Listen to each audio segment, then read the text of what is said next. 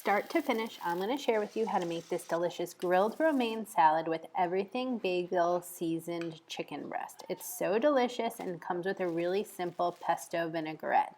Here's how to make it. The first thing that you get started is making the croutons with some sourdough bread diced in 1-inch chunks, olive oil, and some seasonings like salt, garlic salt, and Italian seasoning blend. You prep that all together and stick them in the oven so they can go ahead and crisp up to make tasty, tasty croutons.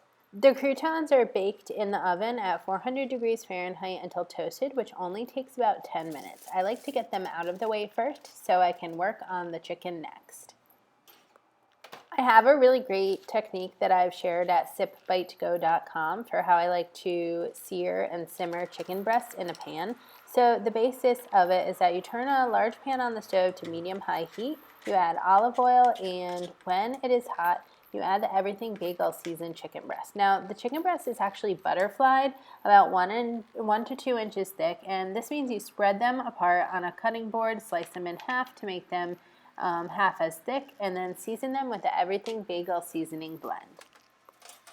By the time the chicken is prepared and ready to sear, the croutons are done and ready to cool outside of the oven. You can just set them aside. Then you go ahead and you put some olive oil in a pan on the stove, medium-high heat, and once that's hot, you go ahead and you add the chicken breasts and you sear each side until browned, maybe about 3 to 5 minutes each. And then you add in some chicken stock. You saw I used bouillon and water, and you let them simmer, and you definitely want to check with a thermometer to make sure when they're done. So while that's going on, there's a lot of multitasking here to get this recipe done quickly. Well, then it's time to grill the romaine lettuce. So I love making grilled romaine salad because grilling lettuce makes it have such a deeper, richer taste. So you brush on some olive oil to halves of romaine pieces of lettuce. I forget what they're called exactly. And you season them with salt and pepper, and you just put them inside, cut side down. You can see that I use some toothpicks to hold together the lettuce. You could do that. You could not do that. It's not, they'll fall apart a little bit, and that's kind of the part of the deliciousness of it all.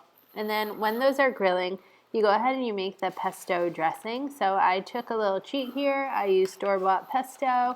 I love doing that. Added some champagne vinegar to it. Added some roasted red peppers. Gave it a lot of flavor.